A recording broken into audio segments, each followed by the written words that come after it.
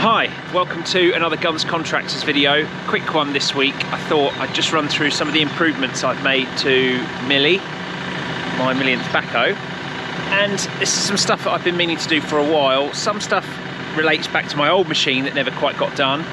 And some of the stuff relates to the new one, because of course we've now got dual drive and some other features that I didn't really have before. So kind of learning, you know, where the mods should be. Anyway, done a couple of things, did them last weekend. We're now out on a new job, which will be for a couple of months, so sort of won't be back in the workshop for a while, any luck. One of the things I always wanted to do to my old 3CX and never ever quite got the chance was fit a bump stop to the boom, because the quick hitches, I guess it wasn't a problem probably before you had quick hitches on machines, but it adds build height to the buckets, the standard buckets, and as a result now when you fold it all in and you're tucked up, especially for roading, you can end up contacting the inside of your boom. But of course it's worse when you've got attachments on. So attachments for me, like my flail, my crusher bucket, which is just piled up over here because we've been doing a load of crushing today, things like that, they actually quite significantly hit this part of the boom section, and it's just not great, I don't think. You know, we're trying to protect the paintwork a bit. It looks a bit dirty because it's been raining loads, so I apologise, can't keep everything clean all the time, and it's been doing a bit of roading. But you know, we're trying to stop us sort of bashing into that. And I sort of basically just had this idea. It needs to be proud, because as you can see, the actual kind of metal has got this lip here, which is a little bit more you know, it's got a little bit of a deep profile to it. So you need something that's a little bit deeper than just like a flat pad. And of course it depends on the type of breaker you have and the type of buckets you run and all this. I tried to sort of fit this in one position that will kind of work for the buckets, work for my crusher bucket. It sort of works for my flail. It's not perfect, but this is the problem. I may end up, well, adding another one or maybe one above as well, for the reason. But anyway, had one and thought I'd fit it. I've actually had this for ages now, probably well over I just sold the 3CX back in May, didn't I? So that was 2025. We're in February 2026 now. I must have had this since probably 2024 and just never really got round to it. I was always a bit worried about how to fit it, but actually there's loads of room in the boom. I'm sure JCB will tell me I've probably voided my warranty for my boom, but I don't really care. We'll argue that if it ever comes to it. But it's a thin enough plate actually, this, to just like drill through a couple of holes, nut and bolt, and on the inside there are like hoses and stuff that kind of come up here and obviously go to the ram inside. But actually where you want to fit this, and you know, by all means if you do it, have a play with where it goes. Yeah, it's pretty straightforward with sort of placing it and drilling through. Actually, it took like literally 10 minutes. So that I think is a well worthwhile add. Pretty happy with that. I might end up adding something up here because as you can see, I do end up hitting the side of mine, and it's the crusher bucket that does that. Although I think I hit that with something else. But anyway, so yeah, I might have to do something on the inside of this. This will be a bit trickier because you've got the sliding boom, and you really don't have a lot of room up inside here to get a nut and a bolt head with where it wants to go, which obviously is around kind of this mark. So that might be one for another day. We'll have to work that out. But yeah, for now, at least we're protecting the inside of the boom. And my breaker actually doesn't hit on the inside. Some people's tips, they run like really long pins, hit on the inside. Mine doesn't, so it's not really such a problem. The other thing I have fitted, some people will laugh at me for this, I've actually fitted a little just level gauge, which I can see through the cab. You'll see in a minute, I'll show you. Just onto this. This is one of the only bits of the machine that's actually flat, when you can be flat anyway. And of course it all relates to the king post, because you want the king post nice and straight, so then you know that the arm, when it swings left to right, is square and nice and straight. Just a handy little thing really for levelling. Yes, I've got iding on it now, I fitted that, but if you are just doing a quick kind of level up, you know, I find I can do left to right relatively easily. So like this way, I kind of can just feel that, but front to back sometimes isn't as obvious as you think. So yeah, easy little cheap little thing. We used to use that for levelling out the caravan. So handy little thing, just stuck it on there. I think that's a nice easy little mod. And then I fitted my dual drive mirrors, which I think is an essential item. And yes, they're in their position now that you can see for like down the side of the machine, but you can also fold them away really easily. Standard JCB mirror arms, and then they're folded away inside the width of the machine for when you're going down the road. And they don't seem to get too much rubbish on them up there either when you're doing a bit of roading. But then, to be honest, everything gets stuff thrown at it when you're roading because the tyres stick out beyond the mud guards. There's gaps in the mud guards. The mud guarding is a lot to be desired. But anyway, we've got dual drive mirrors. I think that's a nice addition. I will show you what they look like in the cab because these are the big game changer, really. So you just join us in the cab. So you can just see my little level down there. That's pretty easy for me to spot down in that corner, and I think it keeps it out of the way. So that's quite nice. And then you can see my view. So the camera is kind of where my head is of the side of the machine. And what I found I wanted to see how close I was to the side of things, because the screen here, it gives you a kind of a view out the front, or the back of course, when you're in dual drive. And that's okay, and you can kind of see roughly where your bucket is and things, but it doesn't give you a very good view of how close you are to something to the side. So that's really why I wanted mirrors. I think they add a bit of visibility. I think they add, well, they add some safety as well, really, don't they? So not helped, of course, by the fact that it's raining again. I've used convex mirrors. Now, there's a few guys who have done this on the backhoe Facebook group. They've used convex mirrors, and you know, fair enough. That's, oh, sorry, they've used straight mirrors, like the standard sort of flat mirror that you get, and I've got, you know, on other machines. I've used a convex one. The one that actually used to be up here and kind of pointing this way, I don't know what it was meant to do. I couldn't work out what it was for. Anyway, I've removed that. That's got me one of the mirrors, and then I've bought another one. They're not expensive. The whole mod has probably cost me less than 100 quid in total, probably. I bought genuine mirror arms, although you could probably find somewhere better to buy them, but they are standard old mirror arms off a pre-2020, you know, new backhoe version, because of course the new ones have all got this type of mirror, which is a very different mirror arm. But I knew from my old machine that was the mirror arm I needed, so got that off my old serial number and just bought two of them from JCB. Bought a new mirror.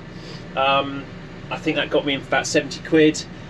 20 quid on the powder coaters, painting up a bit of angle iron. I've mounted it to the number plate mounts, which obviously on this side you actually do have a number plate, and I've had to put new bolts and things through, unstick your number plate, new bolts, bolt it all through, and that works well. The other thing I've done is I've fitted a camera, which you might be able to see now. This has been a bit more of a challenge, but is a very, very good little thing to have. So I've basically got a rear-facing camera there, again, all mounted on the same piece of metal that I had it on for the mirrors, and that now plays through to this front screen. So you can actually see, you know, what I can see here. Obviously the boom is swung over. So in its standard position, if I move the boom over, this would be kind of how you'd have the machine tucked up, right? So you'd have it all the way around there for roading and transport, and it gives you a view behind the machine. Now this screen would otherwise just be showing the camera screen from the forks, which of course is great, but you know, 90% of the time when you've got the bucket on and you're not using forks, this screen's kind of irrelevant. It just shows you the back of the bucket. I've decided that I wanted to have this view here. I've still got a little bit of work to do. This actually does have two input leads. One's power and one is for the feed for the camera. But when you actually get in behind the dash, which is pretty easy to do actually, you can kind of get in behind here. It does actually have two inputs. However, I can't work out how to get this to switch inputs at the moment. So currently, even though they're both plugged in, it will only show me one feed, and I've yet to get my head around that. Now, the American machines, I'm told, that don't have dual drive, they do have the forks camera. They have this camera mounted up here as well, and there's a way to switch between the forks and that camera up there. I don't know why you'd really have that camera when you're facing forwards, but anyway, apparently they have that, and there's a way of doing it. So it must be possible. I might need a switcher unit or something. This is all Orlaco stuff, so it's not very difficult to find kind of what it is. And obviously JCB sell it, or you can sometimes find some deals on eBay and things for this sort of stuff. And it's plug and play. I mean, you plug it in and it works. The only thing I don't have currently plug and play is this ability to switch. So we'll get our heads around that and yeah, work it out in time. But for now, 90% of the time, I want the rear camera on. I just think if you're using the loading shovel, or you know, really anything, you just, especially when you've got big attachments behind you, just having that screen there, to me, it's another little bit of safety. I might point it down a bit more yet, so I know exactly where my rear legs are in relation, because it doesn't really give me a very good depth of field as such to how close I am, for example, to the fuel bowser, when actually in reality I'm quite a long way off it. So you know, objects look closer as always. I mean, it does say that down here. But anyway, yeah, I might just just nudge it down slightly so I can see just the top edge of that rear frame, and I think that'll help me get a gauge on depth then. But anyway, that's they're the mods that I've done last weekend. I was quite happy with that, and it's all just small things. Have got a couple of other things that I want to do. One is to put an edge along the top of this bucket, because when this machine's got plenty of pushing power, and you push into gear and the materials rides over the top of that bucket so easily, and it wedges itself all down in the quick hitch, which is not great for it. And I've had stones and all sorts of stuff like wedged down in it, and I just don't think it's good. So it's a problem that really you only get when you have a quick hitch, and you don't realise actually before you get one that it's a bit of a problem. And I think it just wants a piece of metal just to stop that riding over, because you haven't got the forks on anymore. You see, I used to have my old machine had the forks on top there, and of course you had this bar that kind of ran along the top edge. It kind of acted as a greedy board, but this, yeah, it doesn't have that, because obviously I've got the carriage mounted forks, which are really nice, but one disadvantage would appear that material rides over the bucket, comes down over the top, and just wedges up in your quick hitch, which doesn't do anything any good. So yeah, that's another mod I'm going to do. I need to add some shovel holders, I need to add some more toolboxes, because as usual we've got a footwell full of crap, and there's just nowhere to put anything. And when you're going to go to a job, you want to take a broom, you want to take a shovel just to clean yourself off, maybe, you know, scrape the worst of the mud off your tyres, sweep up if you leave the job. You just can't do that because you've got nowhere to put it. So that's something else we're going to modify. And yeah, and then we'll see. You know, it should be nearly there then, really, for little mods that I want to do. So anyway, I've got to move this fuel bowser. So I will catch you all again. Might do some videos on this job. It's quite a nice little project. We've got all this to crush, which I've been working on here. And this will be a new house, big insulated concrete raft. So that'll be an interesting job to do.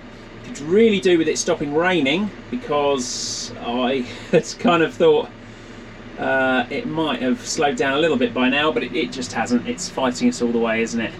And that is going to be a mess. We've got about ½ a metre to dig off of all of that to get down to the formation, and then the crush goes in, and then we've got type 1 on top of that, and then it gets screeded and things. So there's quite a bit of work to do in this area, all of which I was hoping to do with the backhoe, but we might make too much mess because there isn't a huge amount of room around. Anyway, you know, I've got iDig on it. That's the whole point, is you can work on your own. If I hire a machine, I lose all of that advantage, and of course I have machines sat there not being used while I'm paying for something to hire. So yeah, I'm reluctant to do that. I'm hoping I can just methodically work my way along, and ultimately I'm hoping the sun comes out soon, because that's what we really need, right? Anyway, that's all we've got this week. Hope you're all keeping busy, because it is a fight with this weather. I'm just getting soaked every day down the south of England, particularly. It's been bad. I know it's not been great in other parts of the country as well, but yeah, I think it's been unusually wet here. Certainly the wettest year I've had since I've been self-employed running my own business, and I can say it's taking a toll physically, mentally, monetary. It's just kicking us in the nuts. So yeah, just got to do what we can. I can get on and crush some things, I can get on and do some foul drainage here, but really, you know, not going to be able to achieve a compaction on a for a slab if it's all just mud and slop. So then we'll get to a point where we will have to stop working, you know. And I've seen some guys pushing on sites at the moment up to their slew rings in slop. I just think, like, that's never going to dry out. But there you go. In this country, we push on, don't we? We don't, you know, we don't stop for winter. It's not been a thing usually, but this one here is particularly wet. So I hope everyone's all right and keeping busy. Just got to fight through. The sun's got to come out at some point, right? Yeah, please. Anyway, right. Catch you later.